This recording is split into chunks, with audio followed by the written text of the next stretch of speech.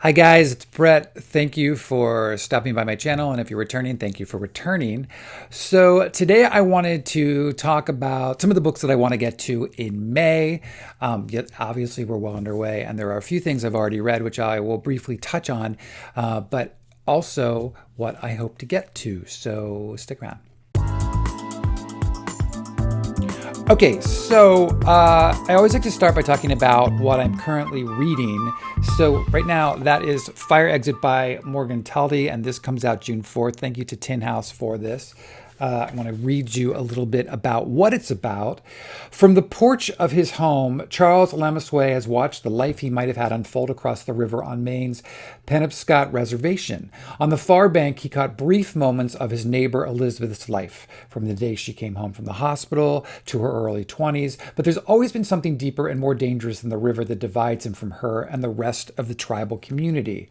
It's the secret that Elizabeth is his daughter, a secret Charles is no longer willing to keep. From the award-winning author of Night of the Living Rez, Morgan Talty's debut novel, Fire Exit, is a masterful and unforgettable story of family, legacy, bloodlines, culture, and inheritance, and what, if anything, we owe to one another. I did not read Night of the Living Rez, which is a series of short stories, so this is the first thing I've read from him. I'm about 40 pages in and really enjoying it so far, so we'll see. All right, so the other books that I have already read so far this month, and it's funny because I was picking really short things, and I'm like, I'm making so much progress, but all of these are around the 200-page range. The first is Exhibit by RO Kwon. This comes out May 21st, so in like 2 weeks. Really interesting book. I'll go more into it on my wrap up, but effectively it's about a woman who is married, living up in the Bay Area, who meets a dancer, and their relationship that develops and what happens. I don't want to tell you too much. This is apparently RO Kwon's most personal work, and certainly you can understand why. She's also said she does not want her parents to read this book. So I will let you all find out why when you read it, but I will have more about this at the end of the month. Next up was In Tongues by Thomas Grattan. This also comes out on 5/21, and thank you to MCD for this. This I really enjoyed, about a young gay man in his early 20s who moves to New York City because he thinks that's what young gay men are supposed to do, who gets hooked into an elderly gay couple who is involved in the art world. And what happens? It's a coming-of-age novel, but a really smart, insightful coming-of-age novel told from a kind of retrospective perspective. I really liked this for some obvious reasons, which I'll go into at the end of the month. It kind of really hit home for me personally, and I found it very honest and very sharp. So really enjoyed that. Also, Clear by Carys Davies. I started this yesterday on audio and switched over to the book because I had the book, because the audio at 2.0 is only 90 minutes, and I immediately became invested. But then I ended up staying up till 11 o'clock last night just to finish the book because I had to know what was going to happen. This is set in the late 1800s in a small island near Scotland. A young minister has taken on the job to go evict one man who's lived on this island for his entire life and has been living alone for 20 years. Effectively, the government wants to come in and reclaim the land. So he is going to this island to evict this sole resident. But when he arrives on the island, he's in a horrible accident and is unconscious. And the Ivar, who's the man on the island, finds him and heals him, brings him back to health. And what transpires? It's really unexpected, Really, really beautiful. It's such a quick read. I mean, it's only 190 pages, actually like 184, very short chapters, so you can get through this very quickly. It reminded me a bit of Audrey McGee's The Colony. I don't know, I just thought it was lovely. It was really, really good, and I'd like to talk more about it at the end of the month. And the last thing was River East, River West, which last time I was on here, I was three-quarters of the way through this by Aubrey Lescure. And thank you so much to William Morrow for this. I thought this was so fantastic. I listened to this on audio as well, followed along with some of it in the book itself. Two narratives that alternate chapters. One is a mixed race Chinese and white girl whose mother, they're an expat, she's an expat living in China, raising her daughter. So it's the girl's story. And her mother has married this Chinese man whose story comprises the other part of this book and his history until these two stories eventually converge. It's so good.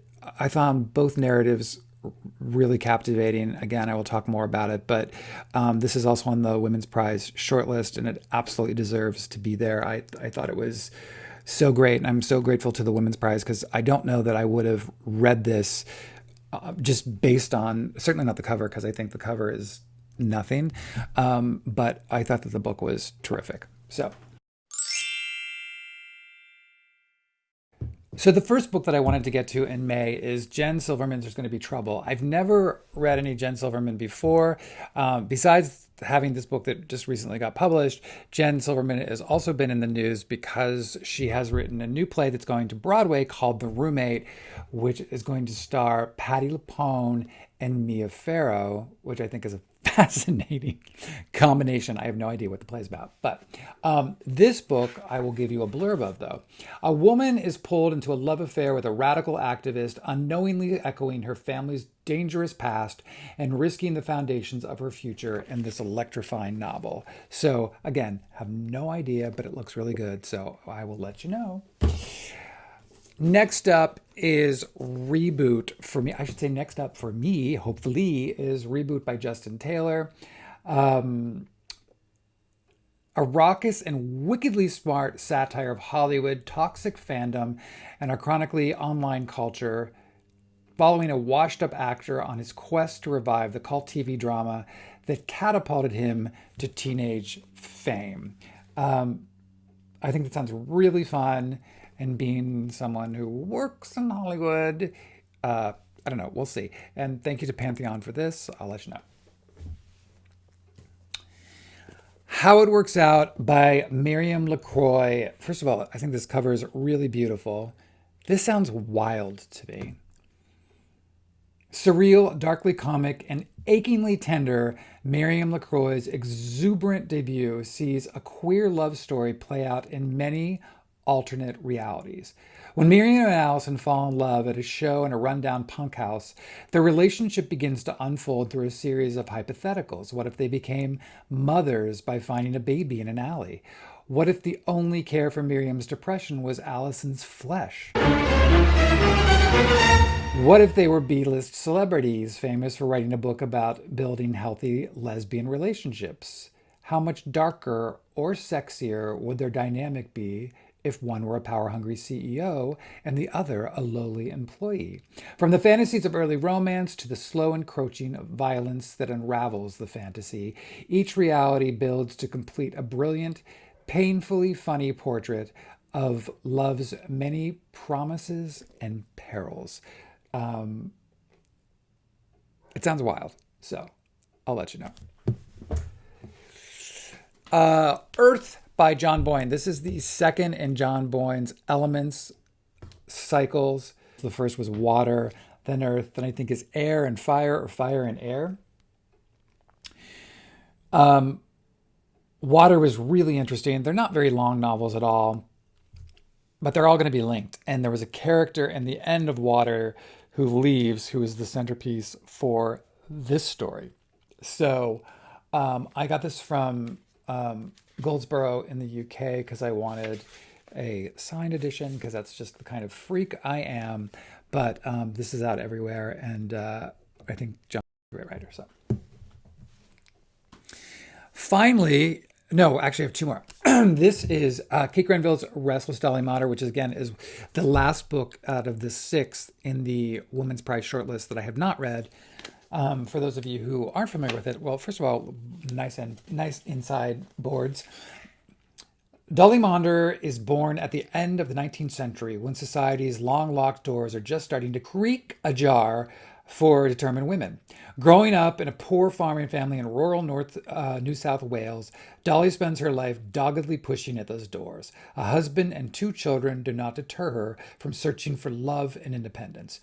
Restless, Dolly Mauder is a subversive, triumphant take of a pioneering woman working her way through a world of limits and obstacles who is able, despite the cost, to make a life she would call her own. So I can't say that that description makes me go, God, I need to read this, if I'm perfectly honest. But I'm going to trust that the prize committee knows what they're doing because the other 5 books are exceptional on the Women's Prize this year. So we'll see. But that's the last of that. And the last book is The Material by Camille Bordas. Now, I got this from Random House, and thank you to Random House. I saw the cover and I was like, I don't know, didn't know much about it. And then I read the description and it sounds so good. Can comedy be taught? Someone at some point seemed to think so. The Chicago stand-up program has enrolled young comedians for nearly a decade. Its teachers and students all know how bits work, in theory at least. They know that there's a line between sharp and cruel, that sad becomes funny at the right angle, that the worst is the best, the truth is the worst, and any moment of your life that isn't a punchline will either get you to a punchline or force you to be one. They're all afraid to be one. I don't know. This sounds really interesting. The whole world of comedy sounds really interesting. I'm so curious if she's going to have their material, these comics in there, and how funny it actually is. Because if there's one thing I can't stand is when you watch like a show about comedians and they're not funny, the bits. So I think this is just going to be interesting. We'll see. This comes out June 11th, but I'll let you know. All right, so that's that. The last thing is I've been reading back through this book by Sabrina Reeves, Little Crosses. This came out a couple weeks ago. It's a really, really wonderful book about a young woman living in Montreal who's married and has 2 kids, who is in the process with her siblings of getting her mother placed in a facility because she is basically drinking herself to death. She's an alcoholic, but it's progressed to the point where her liver is failing and she's losing her mind. So it's basically this woman kind of reconciling who her mother was, who she is now. It's really lovely. It's a Canadian press that published this, but my news about this is Sabrina is going to be coming on to my YouTube page with me to talk about the book, which hopefully I'll have up at the beginning of next week. So I'm really excited about that because this is a really, really beautiful book, especially for those of you who like family sagas, stories about families. It's really great. So that's it, guys. I just had a small group because there's a lot of other things I do want to get to or hope to get to, but I didn't even try to cover it all because I just don't know. And I want to also feel a little bit like I'm could have a little whimsy and choose things at random. So we'll see. We'll see how that works out this month. Anyway, thank you for stopping by. Let me know if you've read any of these things that are already out, or if any of these things that are coming out interest you. And again, thank you for sticking around, and I will see you guys soon.